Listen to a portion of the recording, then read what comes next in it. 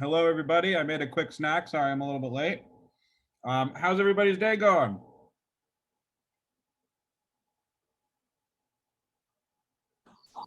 Great. Good, good. It's going good. Awesome. I'm going to get some stuff up. So now's a great time to run and grab something to drink or some snacks or something for the class. And we'll start in about 3 minutes. Sound good? Cool. Sounds good.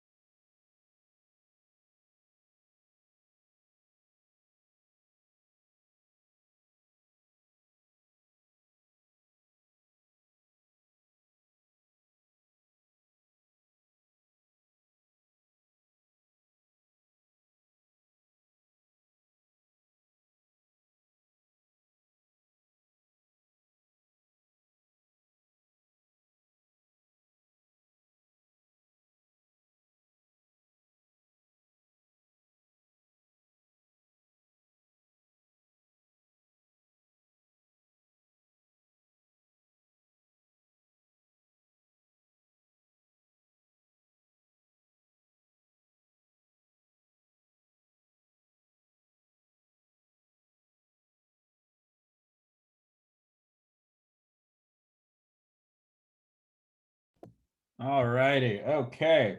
So let's go over our numbers. Did anybody have, before we start, did anybody have like an exceptionally good cold calling or door knocking or lead generation session?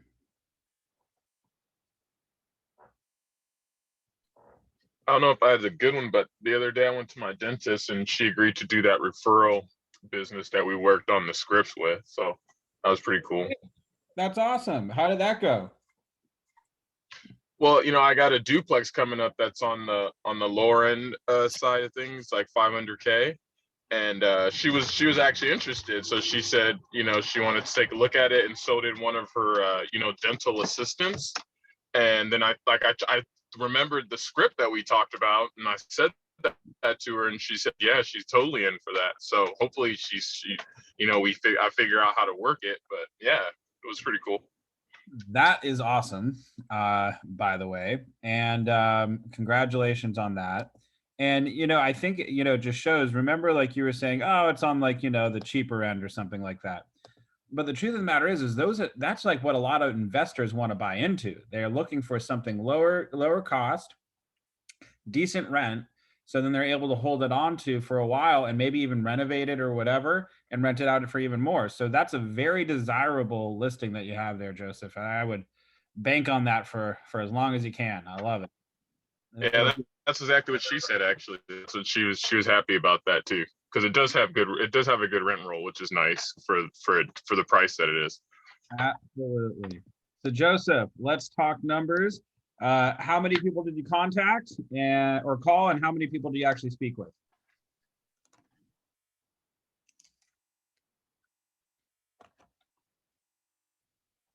You there?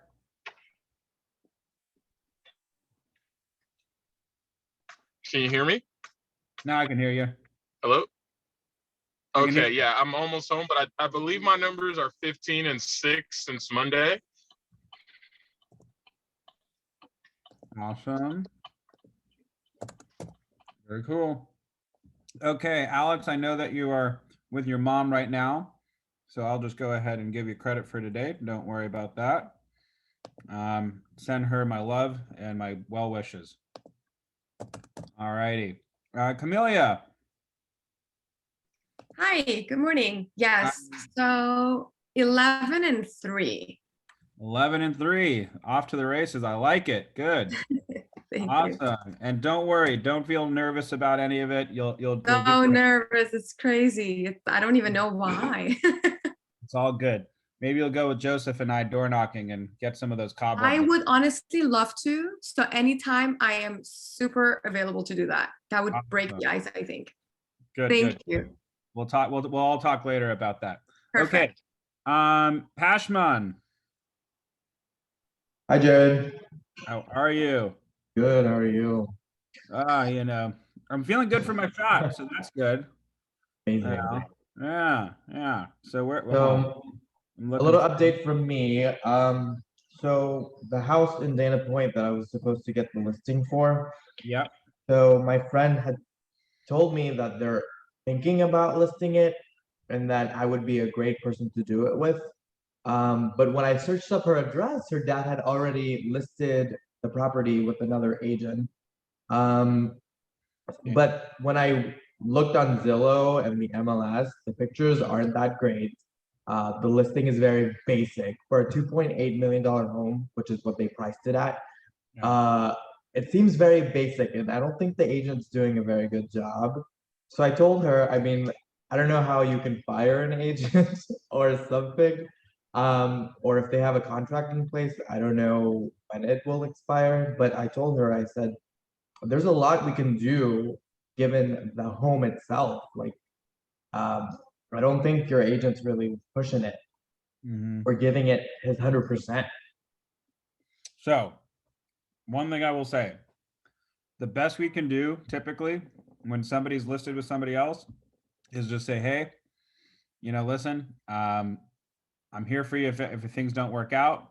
Unfortunately, there's an issue there because if they're in contract and we're going after somebody's client when they're in contract with them, we can have an inter office little issue, and technically Carr could try to find somebody. So it's a little bit tricky. So you want to be like, like let them know that you're like, hey, I really want this, but like, I know you have an agent, and here's some, maybe advice on, what you could, help do to, market it.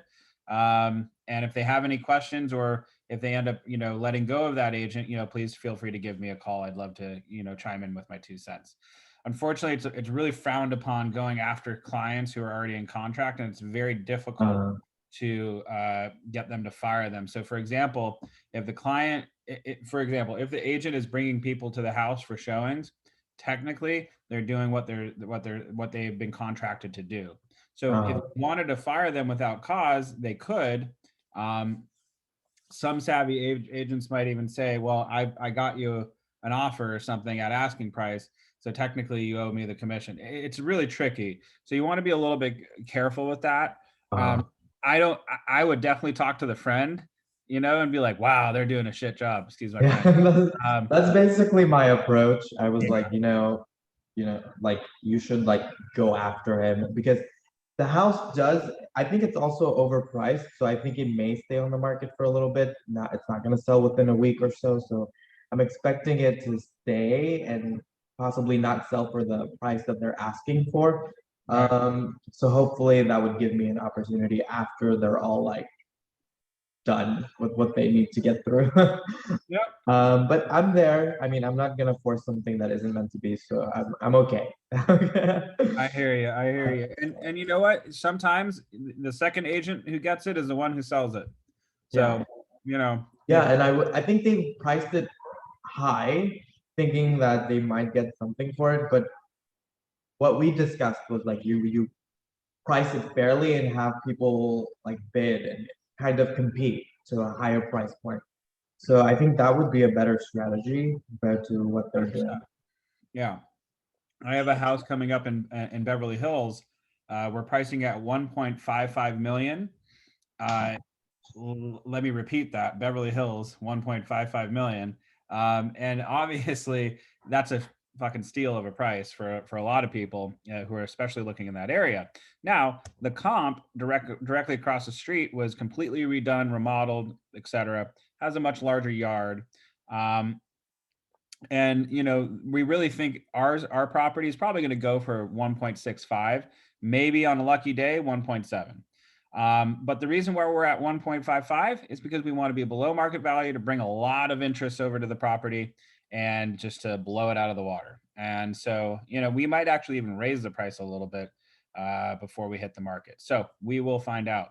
But yes, that is a very good strategy. And if anybody has any clients who are interested in purchasing a property in Beverly Hills for 1.5, probably, let's just be honest, 1.6, give me a call. I'd love to get a Keller agent in there first.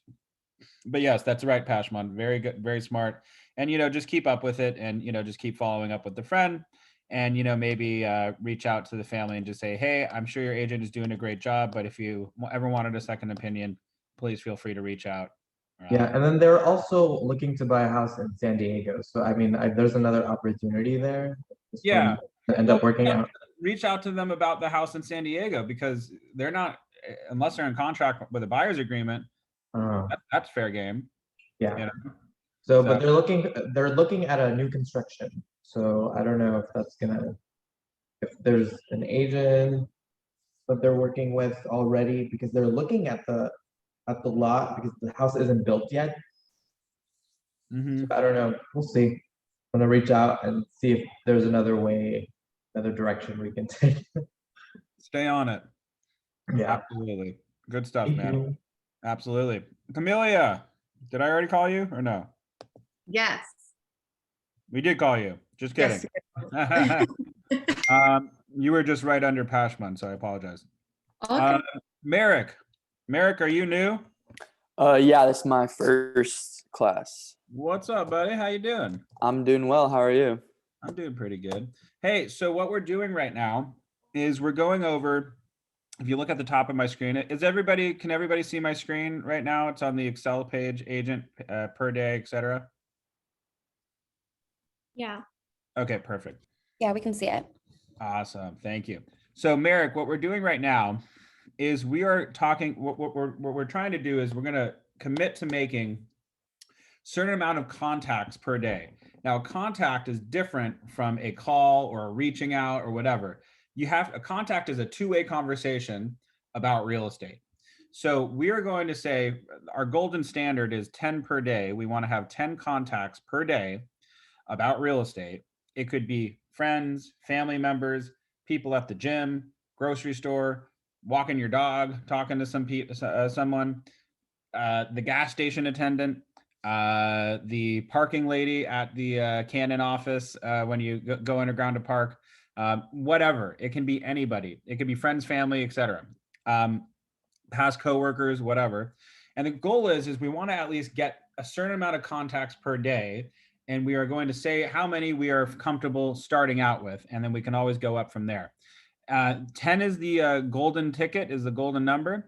But as you might see, some people have 5, some people have 6, some people have 20.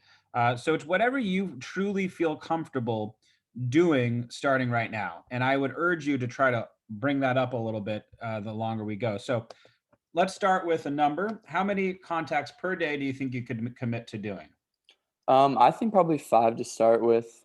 Perfect. 5. I love it. So that's 35 contacts per week. Now, on the other column is number of calls made and actually contacted. And the reason why we do this is we want to determine how many outreaches do we have to make. Now, again, it could be calls, it could be DMs on Instagram or Facebook, it could be text messages, it could be, just talking to people on the street as well. But the construction is starting again. I hate it. Oh my God, they're driving me nuts. Sorry, they're doing construction and it's very annoying. Anyway, so we're going to see how many calls we actually had to make and then figure out how many calls we had to make that many contacts. So you said 5 per day, but you may find out that means you have to make 15 calls to actually talk to 5 people. And the reason why we do this is we want to be a little bit, we want to have some predictive analytics for our lead generation efforts. So if I know I want to contact 5 people, I know that means on average, I have to call 15 people. So that's why we do this. So right now you probably don't have any at the moment, unless you do. And so we'll start with that next class, but thank you for joining. Pleasure to have you on board. All righty. Okay. And let's see. Albert Kim. 1410, 1410. Where's Albert? I'm looking for Albert. number 81. Number 81. 14 and 10. Did you get any leads? Possibly. I talked to someone from like 7, 8 years ago, and he's moving from Glendale to Koreatown in about a year. So Nice. I love he it. doesn't have a real estate agent or realtor yet, but he kind of suggested he might use me. So Are you we'll see how Korean? that by goes. chance? Yes, I am Korean. Oh, dude, I needed you like last month. I had 2 Korean clients, and you know, English is their second language, one better than the other, one barely spoke any English. But I think I don't know. I want to work with you and pick your brain a little bit later because I want to get them back. They're good clients, but we Mhm. stopped working for one reason or another. And I'm just wondering if there was maybe like The barrier. maybe a barrier or a miscommunication or like, I don't know. But anyway, let's talk later. I love that. All That's right, cool. sounds good. Awesome, bud. Cheers. All righty. Hold on. Let me turn this off. Alexa, there we go. Hi. How are you? So I actually did make contact with all 5 people. So I didn't have to call anyone because everything was face to face, so they couldn't say no and reject my call. But I did make 5. So I think for next Monday, I want to bump it up to 10 and see if I can talk to 10 people. I'm going to bump it up right now. How about that? All right, let's do it. Perfect. Good job. Keep it Thank up. And yes, I would, that's, you know, I don't know. Can you give a little insight to how they were in face to face? Well, I did just go to Taco Tuesday with a few of my friends. So we were all just like kind of chatting over some margaritas as one does. I As- just kind of brought up the fact that I had just got my real estate license and everyone was really excited. And everyone obviously they were like, well, if I ever like want to buy a house in the near future, obviously I'm going to use you. And then I went to the gym and my partner, I was like talking to him and he was like, oh my gosh, that's so exciting. He's like, I actually am trying to buy a house in the next like couple years around this area. And I was like, well, perfect. I was like, I don't have my card yet, but once I do, I'll definitely give that to you. Well, don't even worry about that. Just get his phone number on the spot. Or do you already Yeah. have? Well, I'll see him today. So maybe I'll do that. Perfect. Yeah, absolutely. Yeah. So I was like, Yeah. that was exciting. Absolutely. And so everybody, we're going to be very, and by the by, that's normal. Yes, cards are great. But we are going to be tempted to just hand over the card and then, you know, kind of take a step back. You know, we, as salespeople, our first instinct is to not be pushy. And so by giving them a card, it's a very passive way of just saying, here's my contact info, give me a call anytime. What I would recommend in today's technology, in today's world, just ask for their number. You know, right on the spot, ask for their number, be like, oh my God, that's so cool. By the by, I don't even have your number. Let's exchange numbers. You know, we'll grab a cup of coffee or sometime, you know, we'll hang out or whatever. And listen, whenever you decide to buy that house, you know, you'll have my number. But the main reason is to put them into a CRM and be a little bit proactive with it. So that way you can follow up. And even if they're looking like, Alexa, if they're looking like a year or two away, they're still going to be very interested in seeing like market updates, you know, like just like little tiny tidbits about what's happening, you know, what's sold, what's in the price ranges, you know, how much, you know, houses are being sold per square foot. And so that's another way just to kind of keep them in the loop, so to speak, and to think of you first as a real estate agent. So good job, So Alexa. thank Mhm. you. I have a quick question. How often, like if they want to buy like a house in like a year, how often do you think you should follow up with someone? Like If once some- every month, once every like 2 months, in a year? If somebody says to me, I want to buy in a year, I would say, great. I think the first thing you should do is go talk to a lender today. And they're going to go, what? Why today? But I don't want to buy until like a year from now. Well, and my answer would be, well, I understand that, but a lot of people, depending on what their financial situation is, may realize that they can approve for more, for less, or they may have to fix a couple things. it's basically just doing a little checkup before you do the big, purchase. And that way, if you talk with a lender, they can look into your debt to income ratios. They can look at your assets. They could look at maybe the debt to income ratio is not good enough right now. So they can give you forewarning of like, okay, great, you want to buy in a year. That's awesome. You need to get your debt to income ratio just a little bit better. So, in the next year, focus on paying off these debts and I could approve you for even more. Does that make sense? Yeah. Yeah. Okay. Okay. And so oftentimes my first course of action would be like, if you're serious about buying, go talk with the lender today, kind of get like a little powwow tune up, like a little checkup, and, maybe ask them, hey, do you think you'd be able to, give me some scenarios without pulling my credit, but I can give you like my assets and like let you know how much I have in the bank and, what my income is and da da da da da da da. And they can kind of give you an idea. Now, to give them an even better idea, allow them to pull the credit and then just do a full, approval from this point, and then they can figure out what their future is going to look like and what they need to do. And for an example, here in Los Angeles, we work with like a lot of actors and actresses, or directors or producers or what have you. The way that they make income, if, for example, they made $1 million 3 years ago, and they were like, well, I don't have to work, for the next, year or two, and they haven't, they might not get approved for a loan because they haven't shown consistent income. Oh, So yeah, because don't you have to have consistent income for like 2 years? bingo. So, and there's other loan programs available, but that's the whole point of talking with the lender to just determine what loan program is the best for this person. And if there's anything that needs to be fixed, like for example, somebody who doesn't show consistent employment, whether, they could be doing great financially, but they just don't show consistent income, they may decide to take on a couple more jobs that year. So just kind of look at it like that. And it's just like a tune-up, so to speak. So good job. That's awesome. Hey, Jared. Yes, sir. So for people who are thinking to buy further out and it's gonna be like contingent upon them selling their property, how would the lender kind of look at would it just look at how much the market value of their property is worth to determine how much they'll be able to get qualified for, or how does that work? Yes and no. To be honest, I'd feel more comfortable with you asking a lender that question. There's a lot of different loan programs. Excuse me, I'm eating. That's so rude of me. Excuse me. There's a lot of different loan programs. If you're talking about a conventional loan, they may not even include that into the equation, but I would talk to a lender, and I might be completely wrong about that. So talk to a lender on that one. That would be the best bet. Again, I love May Shalhoub, even though she has been ditching my calls the last couple times I called her. So May, if you're hearing this, I'm angry.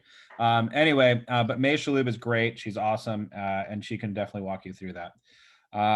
All righty. Sorry I didn't have a better answer for you. Okay, Gabby H. Miss Hacker. I did, I think, 17 and 14. Nice. And how did those go? Good. Don't get too excited. Any leads or anything like that? Well, I spoke with someone over the weekend, but it was just a Jewish holiday, so I know they weren't using their phone. So Gotcha. I'm going to contact today. Mazel tov to them. But yeah, definitely follow back up with them and see if you can get them on the hook. Awesome. Good stuff. All righty. Felipe. Hey, how's it going, man? Pretty good. My mouse just froze for a second. I was holding a cold drink. There we go. All righty. How was your last couple of days? Did you make any calls? Okay, so no, since Monday, I didn't get any contacts. But I actually I don't know if this is a unique case or if this is normal, because I'm not technically with the agency yet, because I'm waiting for the license. So I'm limited as far as my tools, I don't have access to the website and stuff like that. Mhm. I don't know if that's like a special case, if that's normal, but with that, I'm just learning still, but also actually after you talk to, I forgot who, and you explain just talking about getting their phone number. That made me feel a little more confident. What I'm like, I don't feel confident yet to set an appointment because there's still a lot of the lingo that I don't know, and I don't want to mess that up. I don't have, a mentor yet, so and it's gonna be like 2 or 3 weeks until I actually able to join. So So I heard a lot of reasons why you can't call people, but not one reason why you should. It's okay. Don't worry. It's not abnormal to be in your situation. A lot of people, before they got their license, started making some calls to let people know that they're in real estate. And again, my favorite tool to use to make calls is just your phone. And just pick up your phone book. I'm sure you have contacts of people who live in Los Angeles that you can call and just say, hey, it's Felipe. I just want to let you know I'm about to join Keller Williams or another brokerage if that's so what you decide. I hope it's Keller Williams, obviously.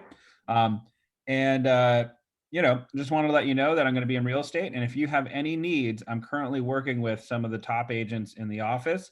So if you have anything immediately pressing, I'm still able to assist you. And why do I say do that? My boy, Michael Shagdu, he is all the way up over here somewhere. Where is he? Yep, right over here. He's number 4.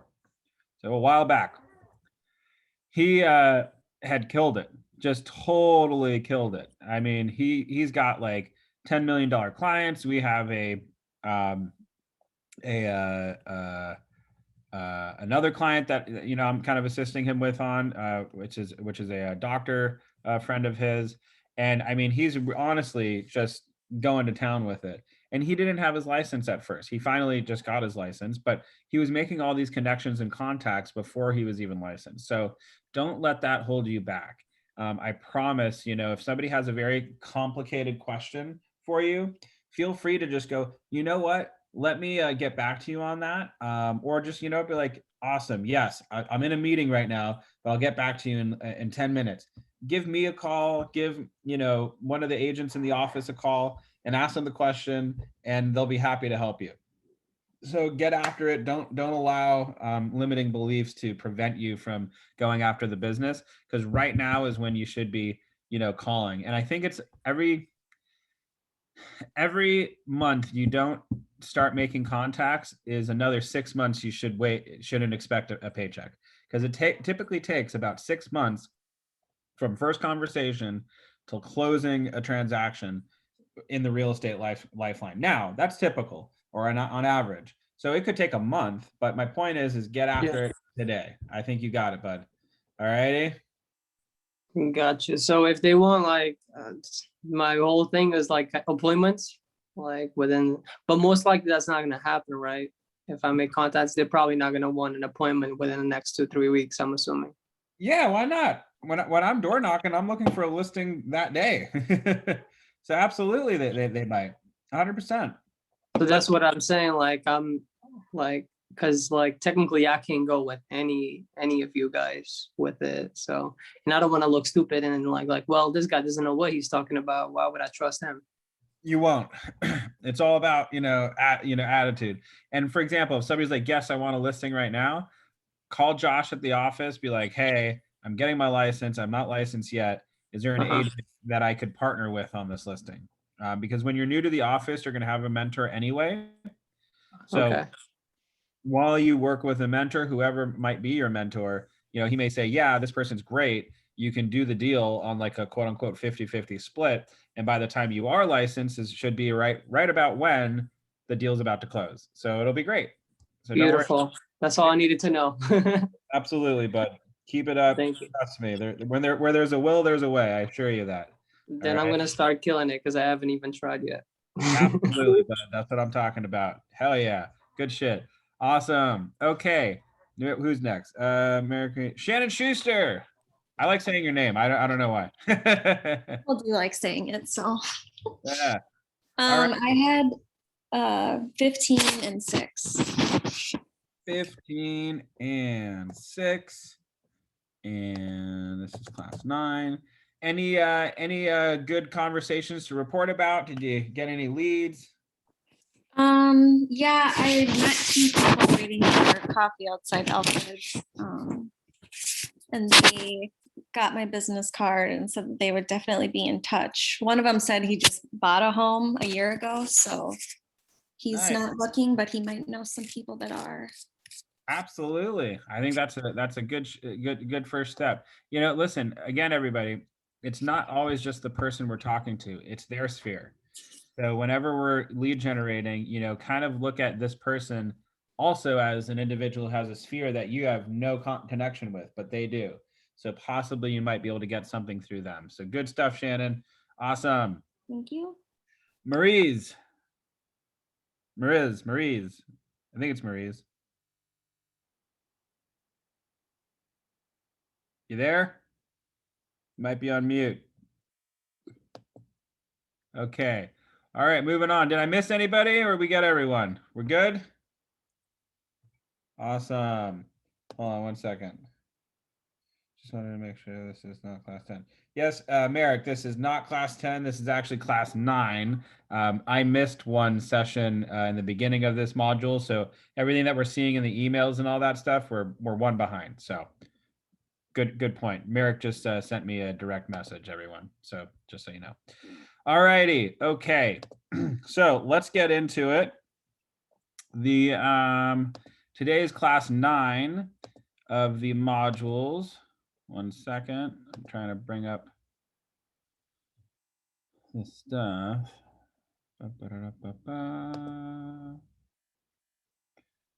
Hold on. Okay, make and receive offers. So this is fun. I am currently in a very, very stressful negotiation with a lady that is an off-market listing of mine that I've been working on for the last year and a half.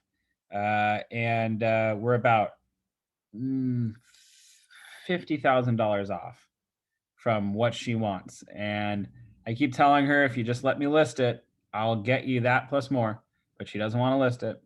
Now I found out her son just got his real estate license and he's telling her that it's worth more than it really should be. It's just a cluster right now. But this is a good class for us to discuss because I will learn a lot from this because I'm about to talk with her later today.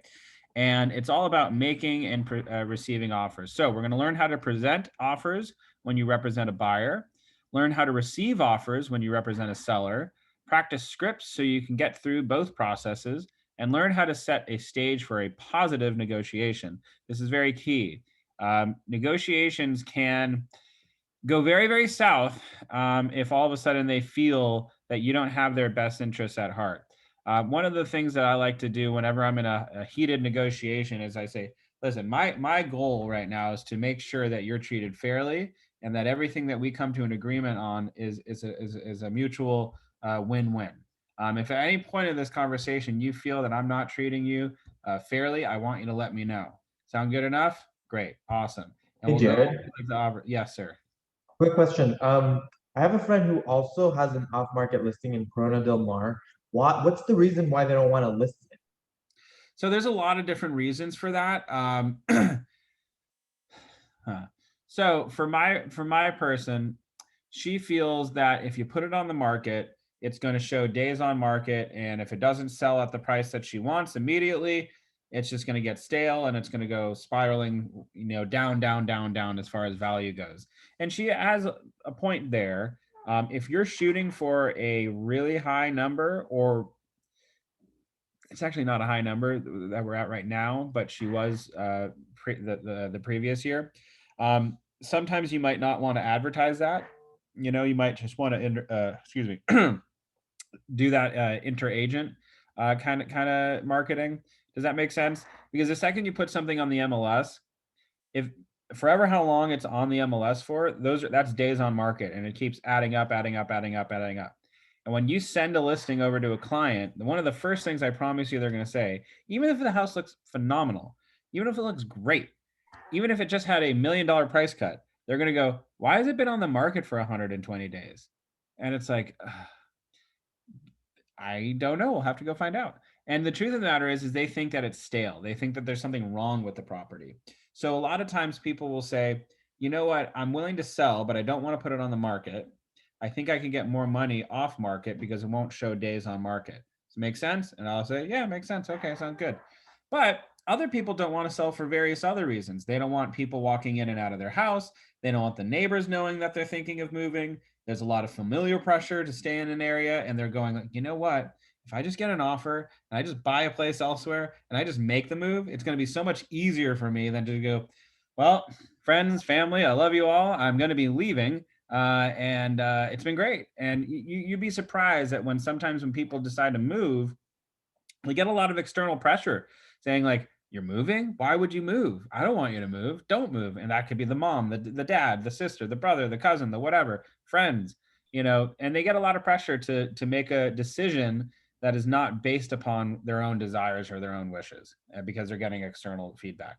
Now, those are some of the reasons. If I'm going to be completely honest with you, the best thing to do in all situations is put the house on the market. If you're looking for a high price, if you're looking for a great, offer from somebody on the listing side, you want to put it on the market. The more eyes on a property, the more likely you are to find that buyer who's willing to pay that extra, little bit of money. So I hope that answers your question, Pashman. I think that a lot of people are ill-advised to put a property on the market, off market. Usually it is an agent who is trying to double end a deal if they're advising a client that, like, hey, I'll sell your property, but the best way to do it is to do it off market. And really what they're doing is they're just going to try to sell it themselves. They're going to try to market it. They're going to find somebody on Instagram and they'll sell it themselves and they'll get double commission, which is not a good thing to do. So technically off markets are not allowed any longer. There are ways around that with single party compensation agreements.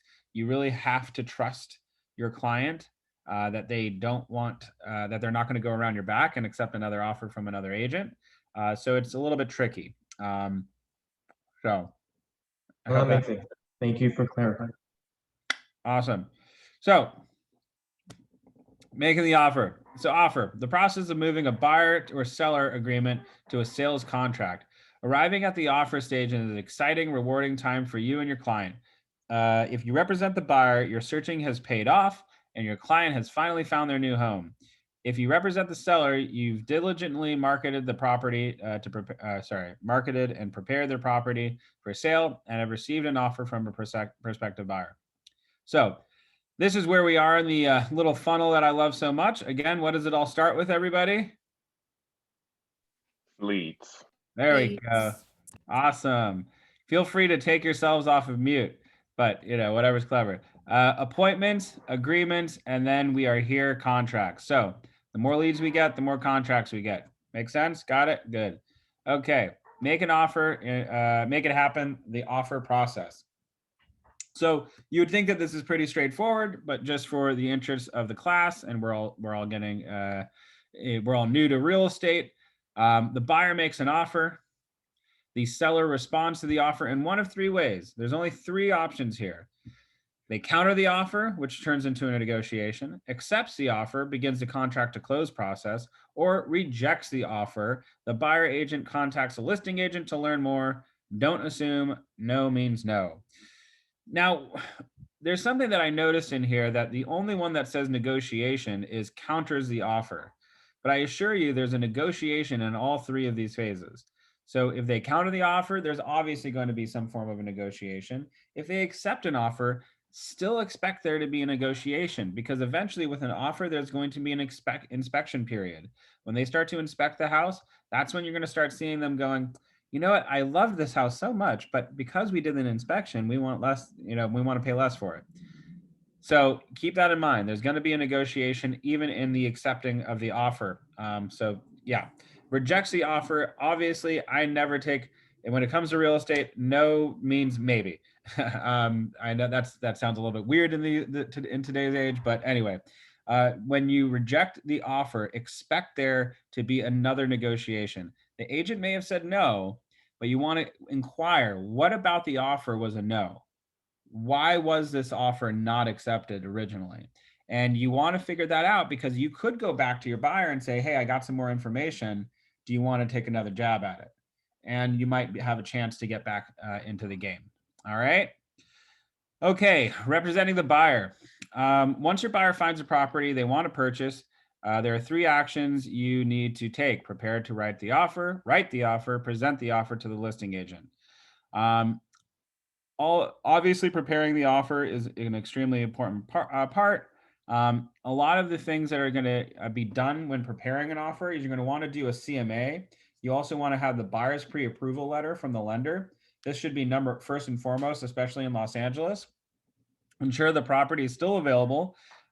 You'd be surprised in this market. On average in Southern California, homes stay on the market today, this month, an average of 8 days. That's it. So if you're finding out about this property that your client wants to write an offer on it, and it's the 6th or 7th day, you better make sure this property is not in escrow already, because there's a good chance it is. All righty. Review the tax records, information about pricing history. Yeah, you want to go ahead and take a look at that. Don't focus on that too much. If your client is willing to pay a certain price, in this market, sounds good to me. If it's a good, strong offer, let's go after it, as long as they understand that there's a chance that this may not appraise, and they're okay with that.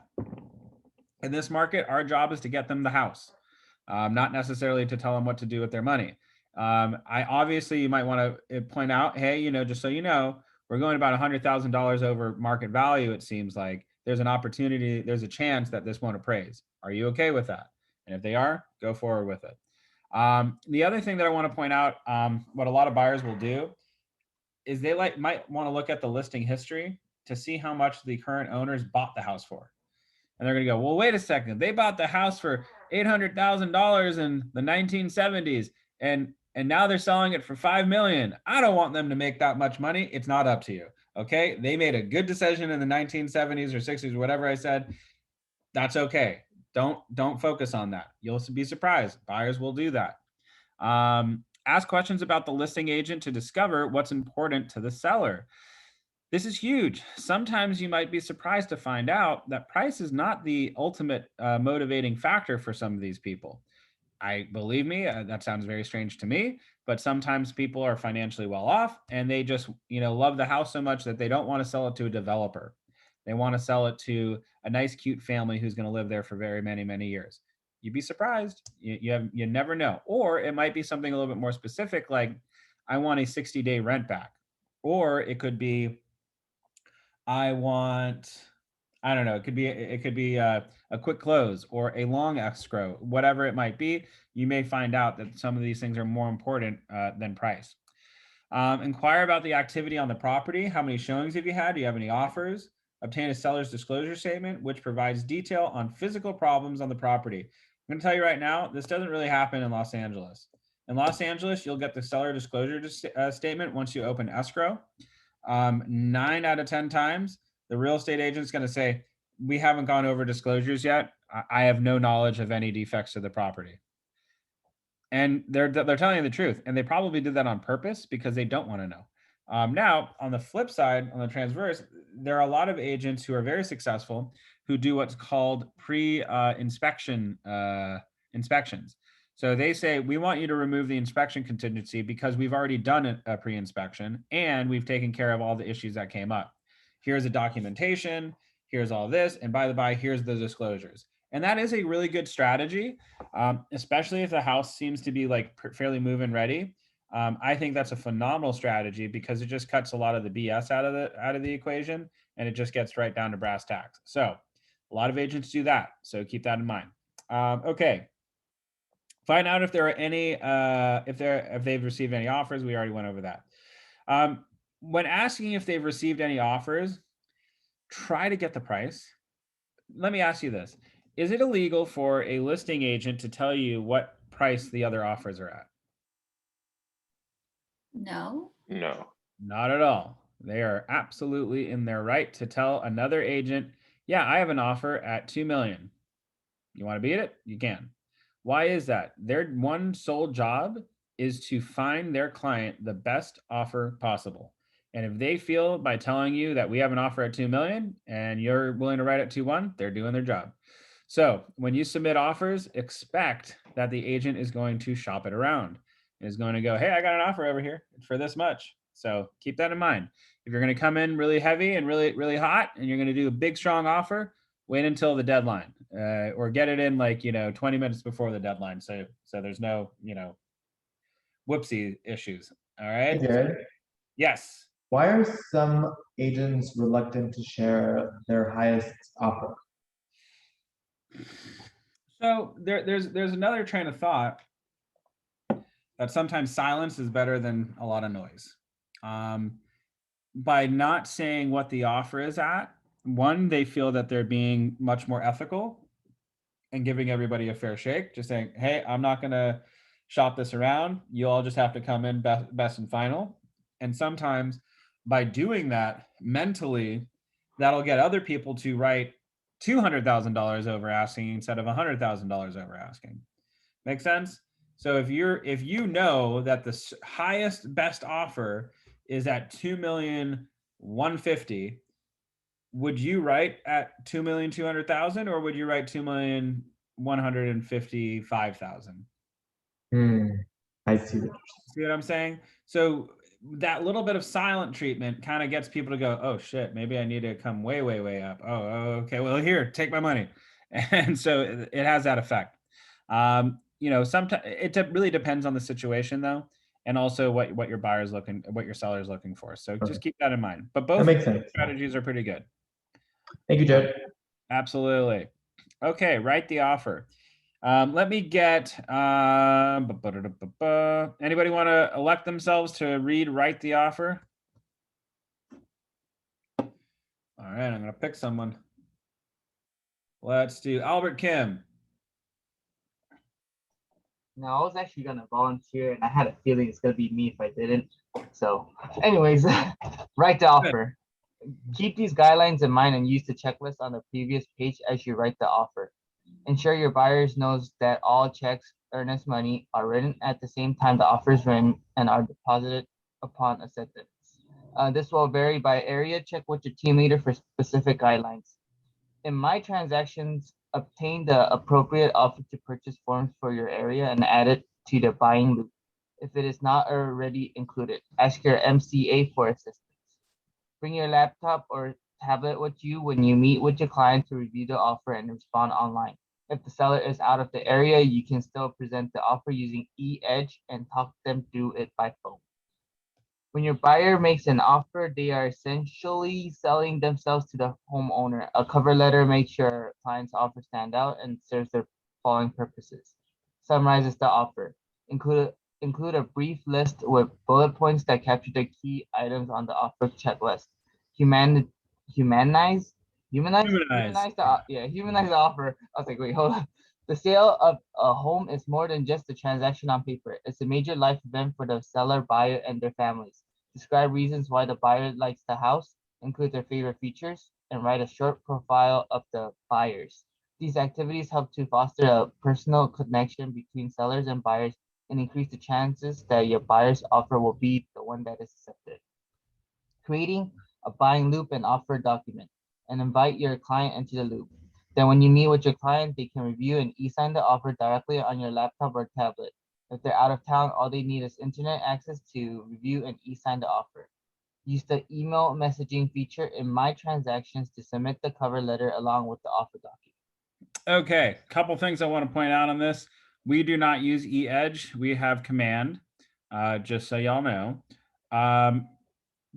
So anytime you see e-Edge, we have Command. So My Transactions, it's in a similar tab in Command. Another thing that I wanted to point out, cover letters are technically not allowed anymore. By using a cover letter, you may be forcing a seller's bias to your client, and they're not making a decision based off of best price, but because of how someone looks, their age, their race, their religion, their this, their that, whatever it might be.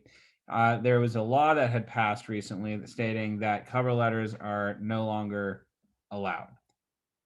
That said, I write cover letters all the time, and they work. They are very effective.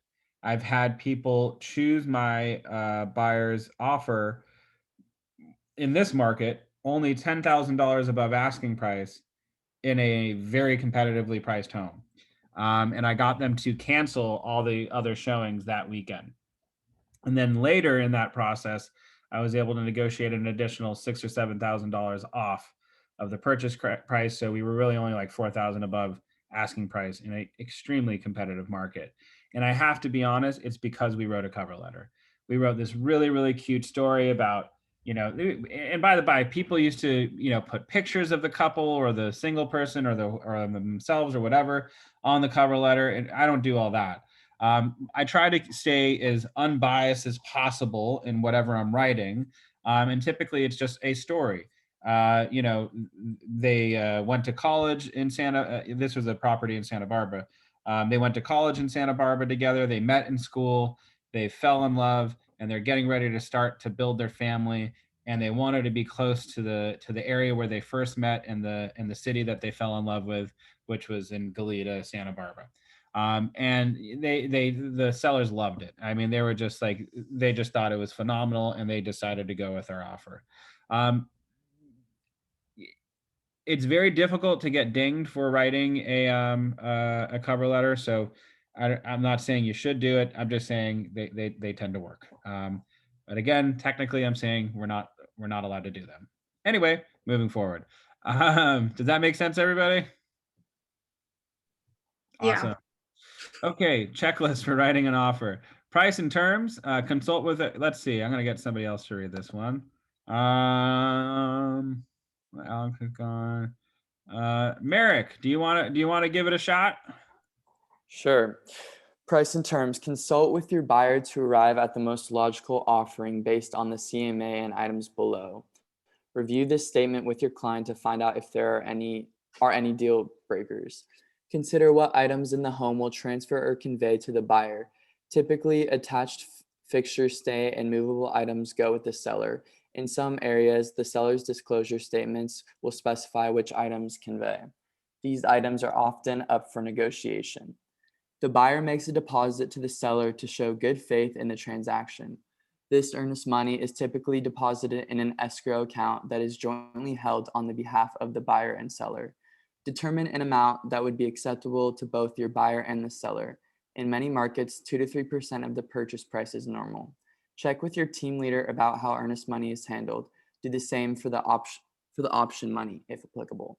Be sure to specify the time for acceptance. Make sure the financing terms would be agreeable to your buyer and the seller.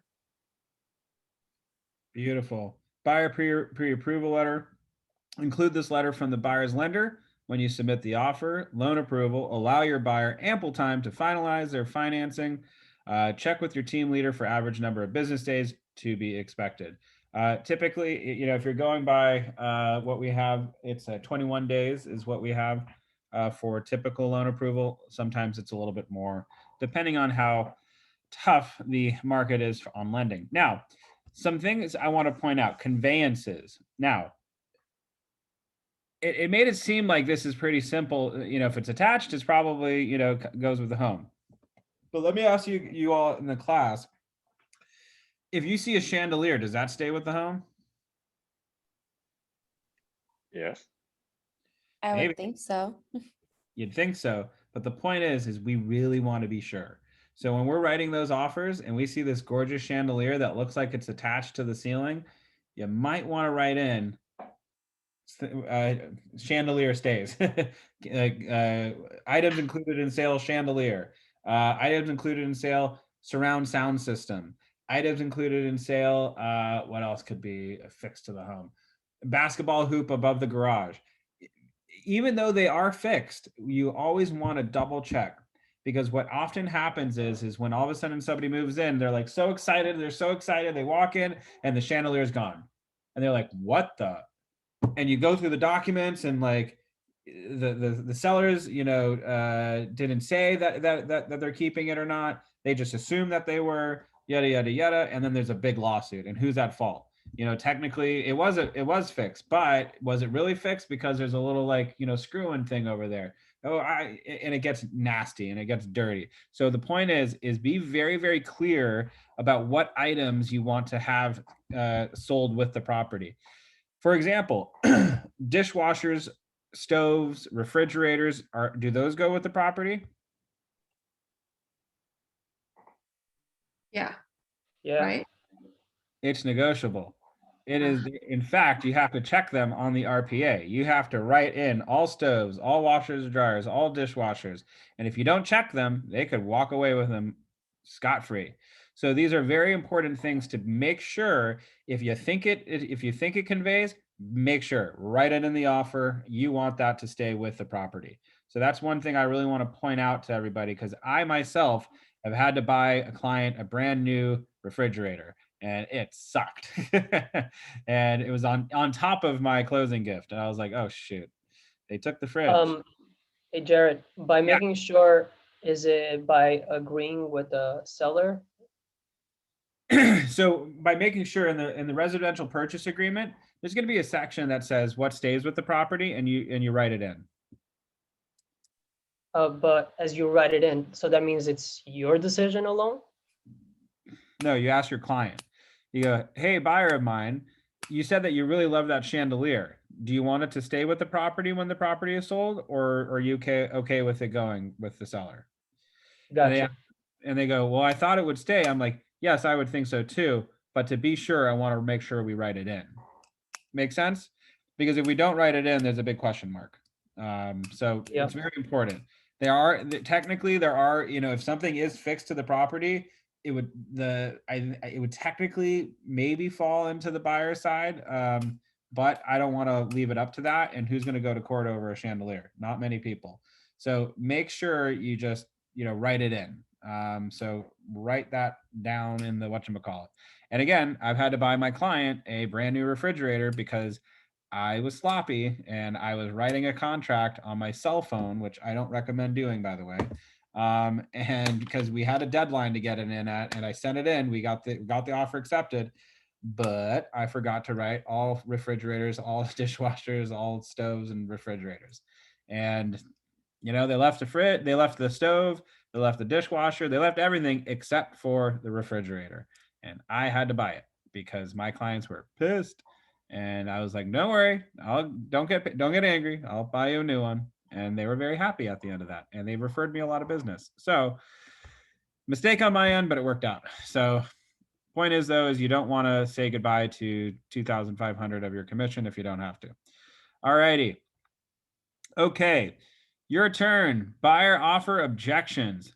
Now, these are fun. When the buyer wants the seller to make repairs, if I could have, let's see, Camellia.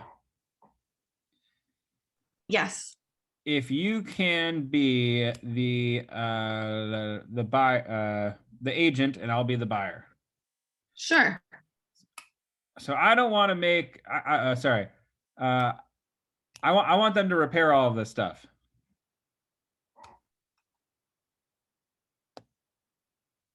That's what I'm reading, right? Yeah, Mr. and Mrs. Buyer, you have a physical. Yeah. So Mr. and Mrs. Buyer, until you have a physical inspection, wait, you're the agent. You're the agent. I'm the the buyer. agent. Okay. Hey. So Mr. and Mrs. Buyer, until you have a physical inspection, we will not know how much these items will cost, and we could find additional repairs we may want to negotiate. Consequently, you have three choices. Number one, you can offer the seller less money now to compensate for these items. Two, you can ask the seller now for a credit to repair these items using your own contractor. Three, or usually advise clients to wait for the physical inspection and negotiate all repair items at one time. How would you like me to negotiate this offer on your behalf? I like number three. I think that's a good strategy. Let's do three. Awesome. So yeah. So just so y'all know, good job, Camellia. That was awesome. So when we're talking with our buyers, oftentimes they're going to get way ahead of themselves. They're going to think that they're the only buyer in the world. They're going to ask for this repair, that repair, and do that, and do this, and do that, and do that. But I always like to say, in short, do you want to be right or do you want to win? And sometimes you just have to write the offer and then bring it up later in the escrow. This is a great strategy, frankly, that I've used in multiple situations. Other agents have used this on me in multiple situations, and typically the buyer's side will win. Maybe not all of the repairs, but some. So, for example, if you have a house that's very has a lot of interest, and you write an offer, and you've noticed that there's, I don't know, some issues with the roof. You could just see that there was like a little bit of the shingles were missing or something like that. You noticed it. I would probably say to my buyer, great. So let's focus on that during the inspection period. Let's go ahead and write the offer right now, assuming that the roof is in perfect condition. And then if it's not, we'll go down from there. Sounds good? And then by taking that opportunity to have the inspection, I will send a roofer out there. I'll do a general inspection. I'll do a plumbing inspection. I'll do an electrical inspection, as long as my buyer is open to it, because the buyer is paying for it. I will then take all of those bids, put them together. I will take a bunch of, items that cost a lot of money and stack them on top of it. And then right underneath that, I'll be like, repair roof. And that's really what we wanted. Now, all the other items may be, a light switch wasn't working or this wasn't doing that, but I'll add them all up. And so it seems like we're asking for a whole lot of money, but in reality, I'll just go, hey, listen, ultimately, we'd be happy with the roof repair. And then they go ahead and do the roof repair. And that way, everybody's happy. We get to buy the house, at least for what we asked for, or it's repaired.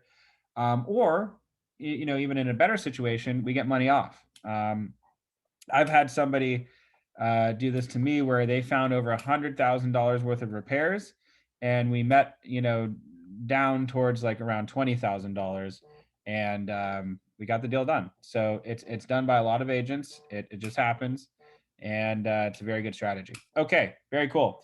Hold on, someone's calling me. Hello, this is Jared. Yes. What's this in regards to?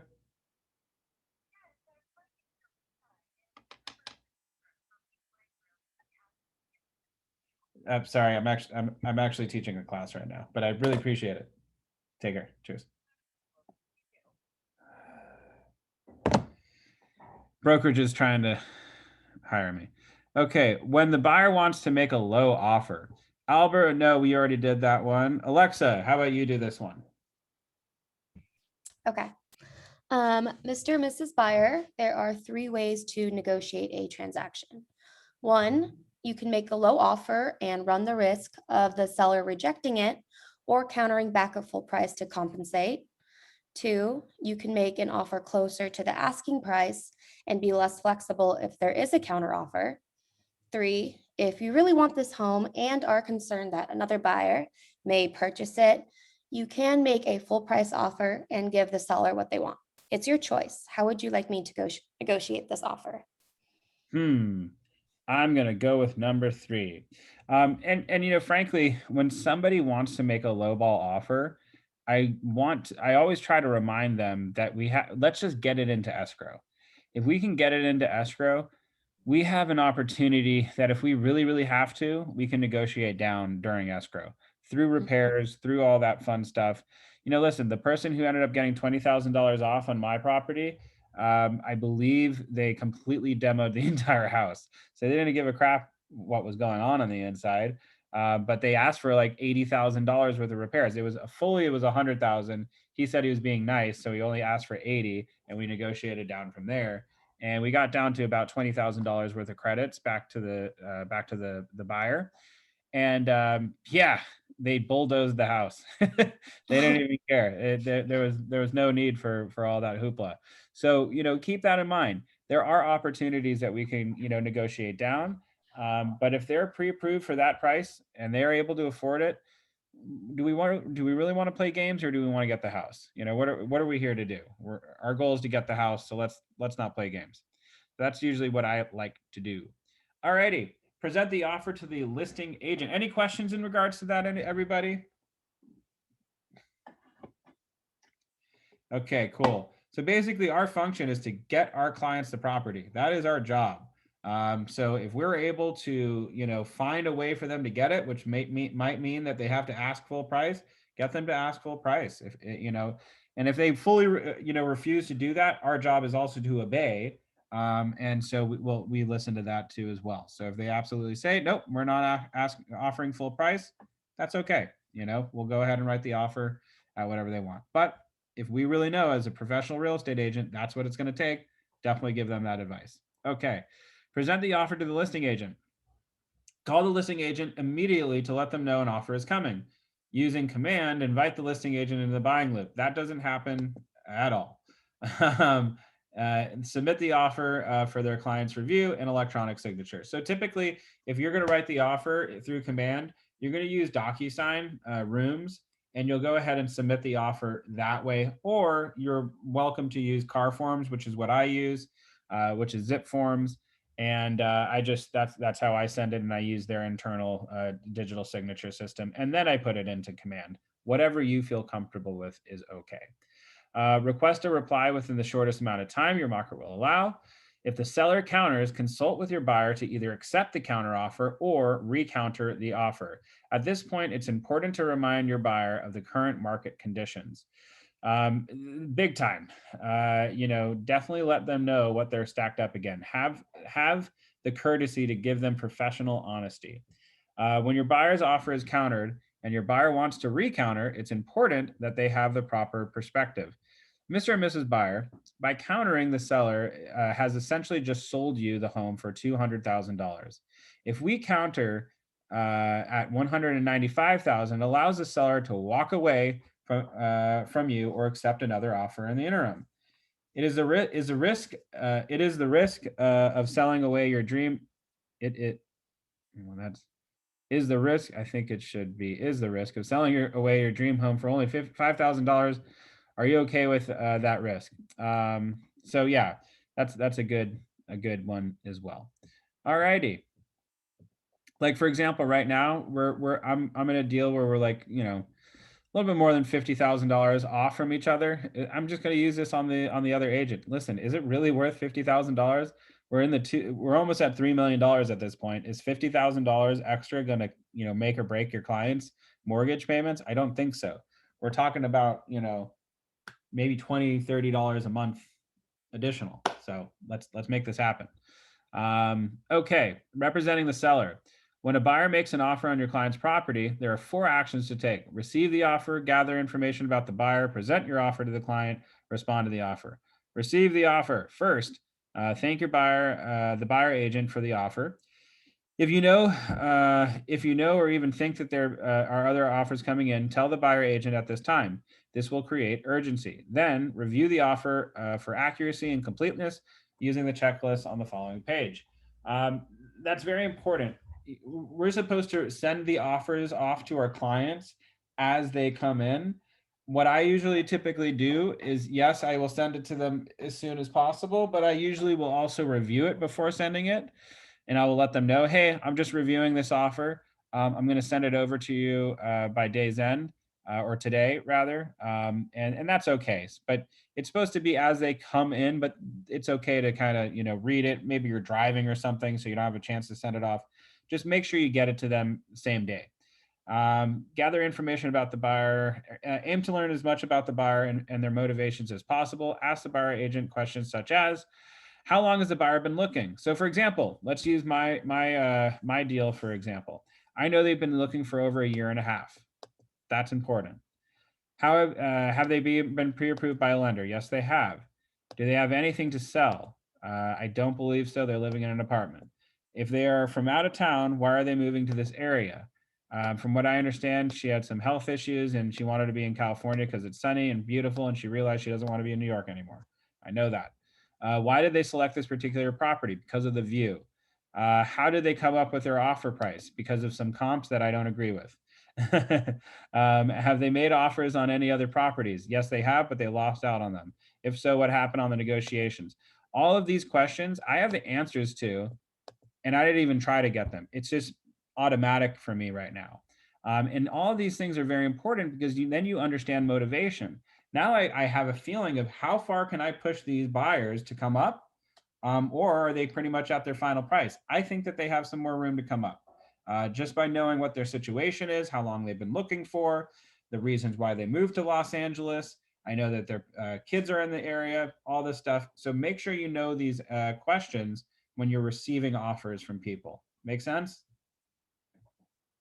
All right, the more you know about the buyer, the better prepared you and your seller will be to respond if necessary to counter. The goal is to respond to the buyer with a high likelihood of knowing how the response will be taken. Big time. All righty, checklist for reviewing an offer. Let's see. Bum, bum, bum, bum, bum. Let me go down the page a little bit. Pashman, could you read checklist for reviewing an offer? So address, be sure that the address is for the correct house. Price, check to see whether the offer falls in the range of the seller's expectations. Earnest money, make sure the earnest money amount specified is acceptable to the seller. Check that the earnest money plus the balance of the down payment plus the loan equals the purchase price. Also review the option money if applicable. Time for acceptance, check to see how long your seller has to respond. Be sure to get the content initialed by your seller if you go over the time limit. Pre-approval, verify that the buyer is pre-approved by a lender. Loan approval, be sure to have a specific date for formal and final loan approval. Financing terms, make sure the financing terms are agreeable to the seller. Closing date, make sure that the closing date on the offer will work with your seller's schedule. Home warranty, review any home warranty considerations. Conveyances, go through the appliances and fixtures requested by the buyer with the seller. Be sure all of them convey. Repairs, review requested repairs with the seller. Perfect. And special clauses or contingencies, carefully review any terms relating to closing costs, requests, etc. HOA, seller's disclosure, and mold disclosure. Make sure that the seller has completed these documents. Have the seller sign or initial the documents where appropriate. Be sure to check that the buyer has initialed and signed on the appropriate places as well. Possession date, negotiate the date the buyer will take possession. After closing, allow your seller sufficient time to vacate and clean the property if possible. Big time.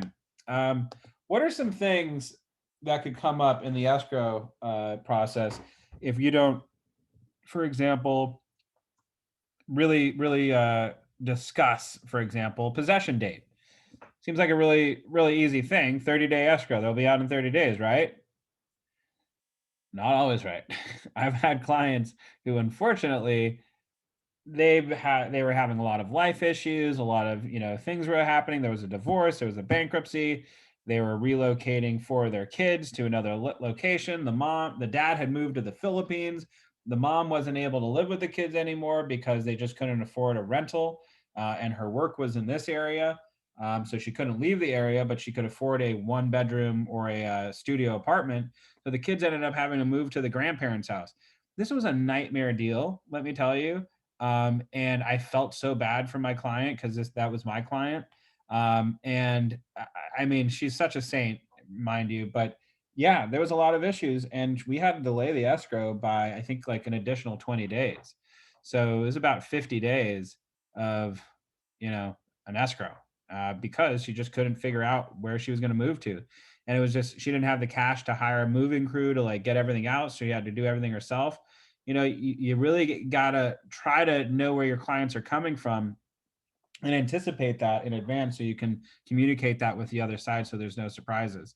Luckily enough, I did communicate to the other side that there was going to be a couple of hiccups, that she's trying to do all this on her own and that she doesn't have any help.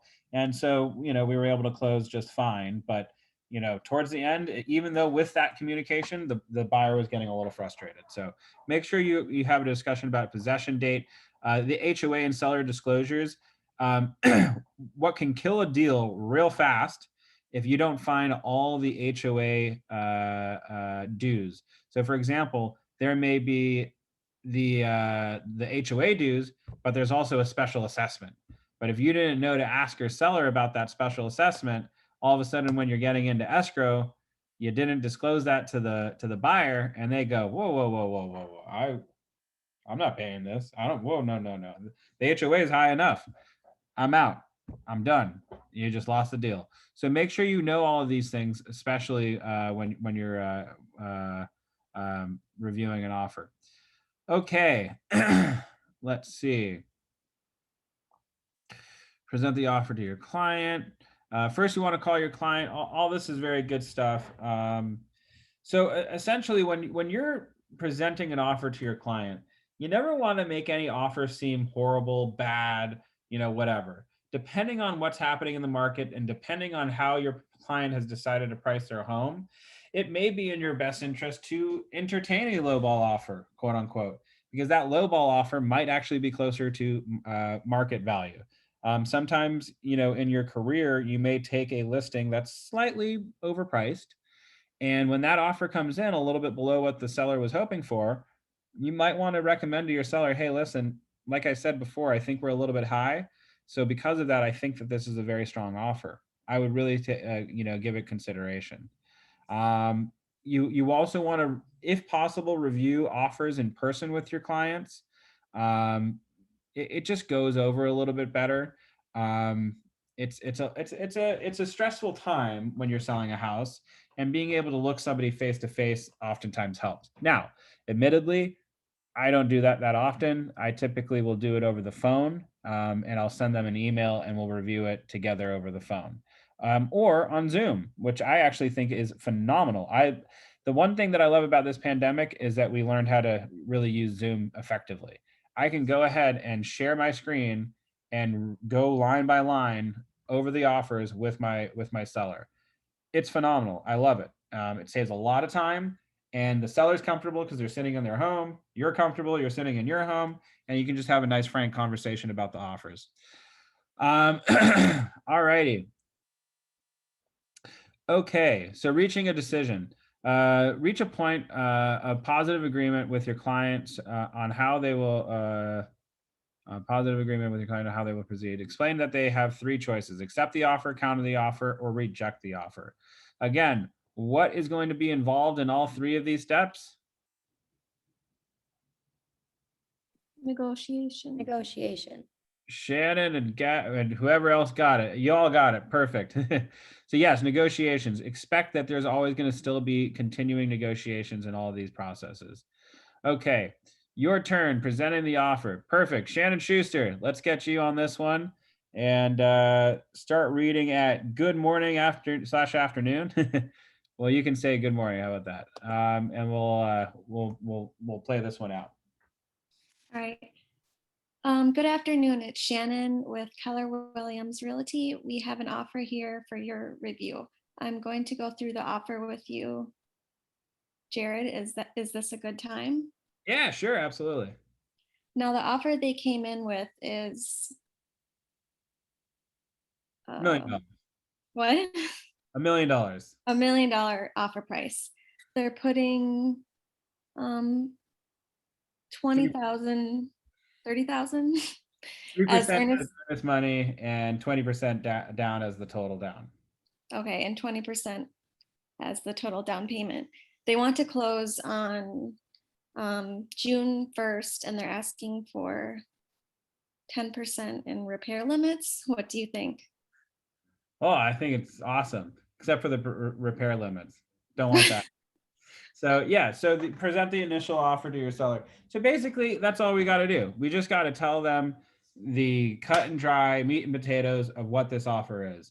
The day, yesterday when I wish I had it with me, but it's at her house now.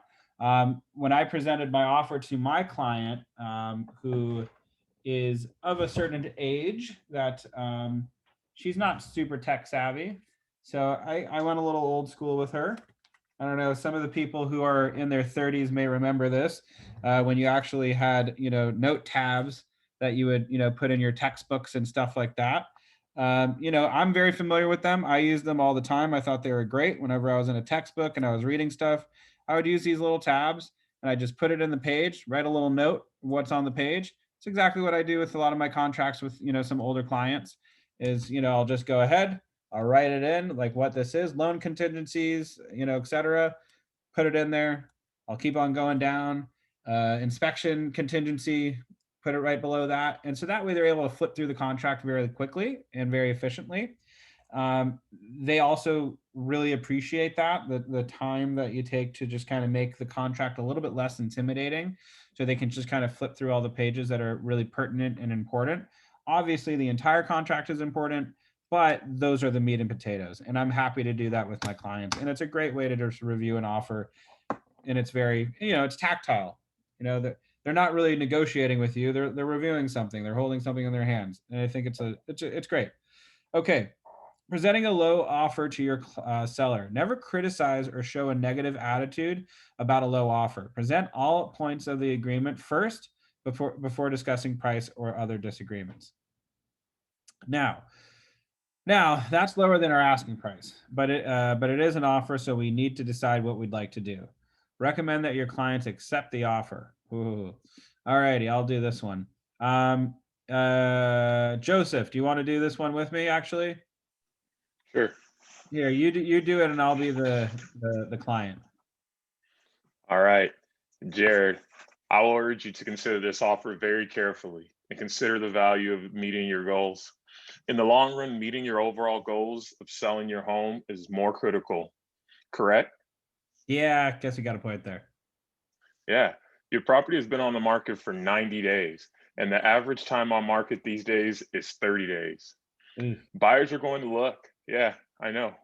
Yeah. Buyers are going to look at this same data. They're going to see that your neighbor's home sold for $2 million, and the house around the corner sold for $2.5 million.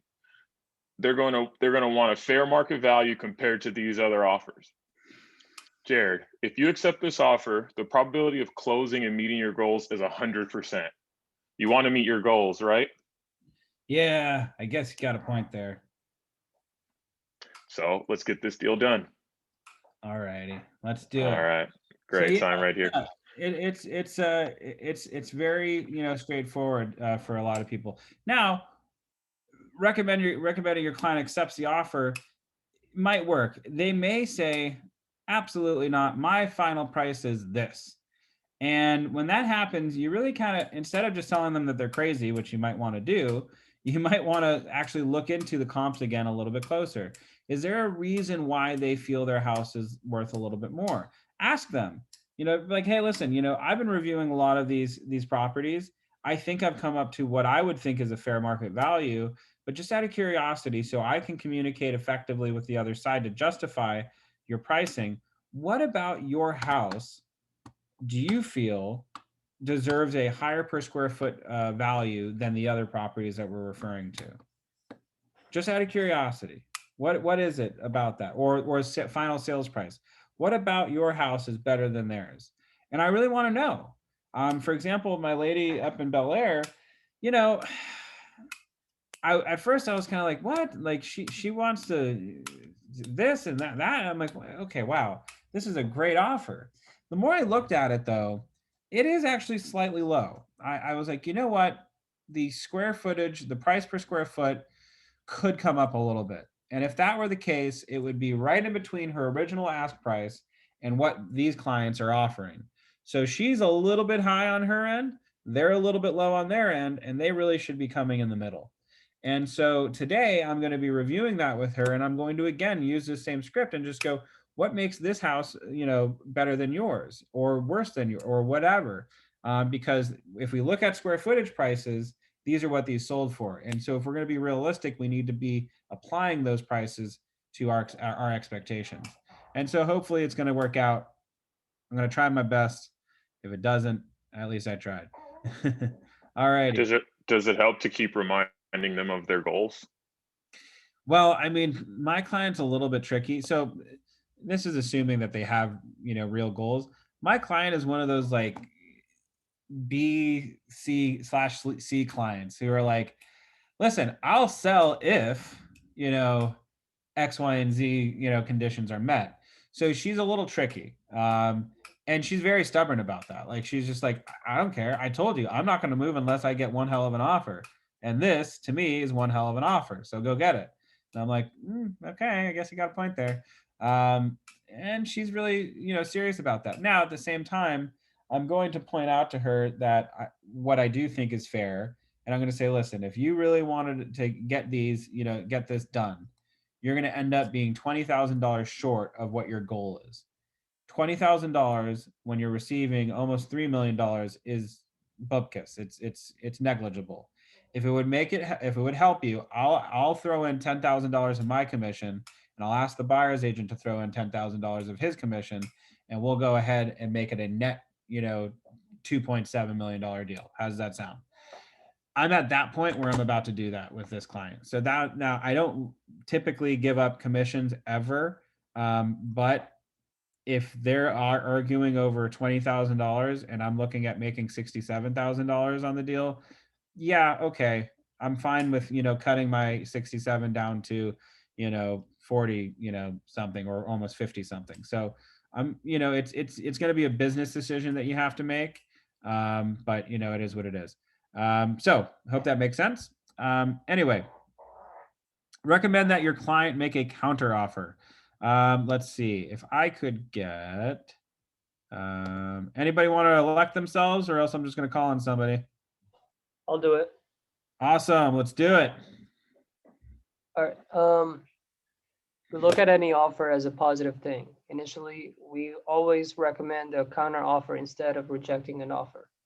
It may be that we can negotiate this up to where we need it to be. Let's put together a solid counter offer. We needed to get it back to them quickly to keep things rolling and see if we can make this offer work. I think the thing to focus on here is the price you want to get for your house. Putting this offer aside, if you could get this home sold and closed in 30 days, what would you feel comfortable selling it for today? Let's put together a counter offer. Let's put together a counter offer that would put us in the range where you would feel comfortable. Remember, not all offers are going to work, but it is a good sign that we're getting an offer. You've made this person's list as a house that they thought was one of the best homes for the money. I'll call the other agents and ask them how they came up with that price. Beautiful. Absolutely. So this is actually where I'm at with my client, is the counteroffer phase. We have an offer in hand. We're probably, she wants me to raise the asking price by $20,000, which I'm like, which is always interesting because that's just going to insult the other side. So I'm going to talk with her. I'm going to be like, hey, listen, let's keep it at the ask price that we originally, mentioned to these people. Keep it there, and just don't budge. And if they want to come up, they can come up, and they'll realize very quickly how serious we are when we don't budge from our original price. And so, we're going to put it in and we're going to see how it goes. All righty. Because originally she was like, I just want to reject it. I'm like, nope, let's counter. So good stuff. Okay. Respond to the offer. Once you and your client have made a decision on how to proceed based on, on the offer you've received, you will need to respond to the buyer's agent. Notify the buyer agent of your seller's decision. If you are presenting a counteroffer, prepare the document in command, then present it in person if possible. Request a reply within 24 to 48 hours or the shortest time customary for your market. If your buyer accepts a counteroffer, have the buyer agent obtain his or her client's signature. Once both parties have signed the contract, retrieve it, the earnest money check and the option check, if applicable, from the buyer's agent. The buyer agent may deliver the earnest money check to the closing company or put it into an escrow account. Check with your team leader to determine, okay, so we put it into escrow. That's where it goes. And we never take a check from our clients. They wire it into escrow. Just so you know, in Los Angeles, we wire money, and they can do a cashier's check, but we don't recommend doing that. We recommend doing a wire transfer. All righty, sounds good, cool. All right, present the counteroffer to the buyer agent. Who has not read yet? Can anybody help me pick on somebody?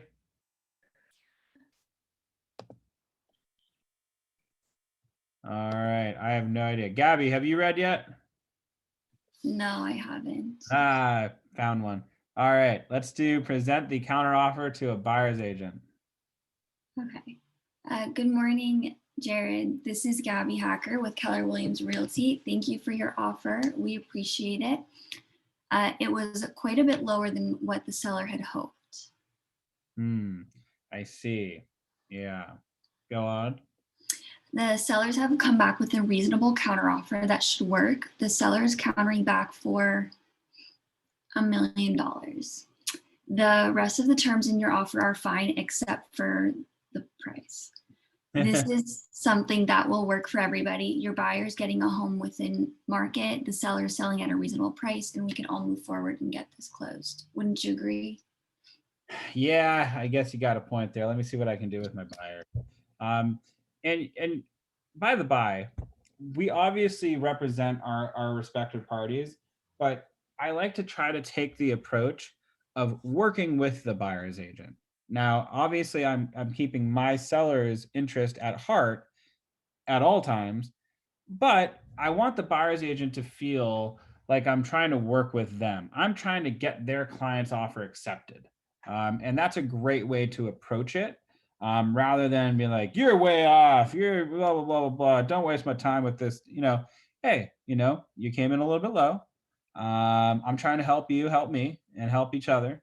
Let's get this thing done and let's get it closed. And just kind of work with him or her in that way. And then you might be surprised at what they're able to pull off. All righty, your turn. Work the offer. Break into groups. We're not going to do that. Okay.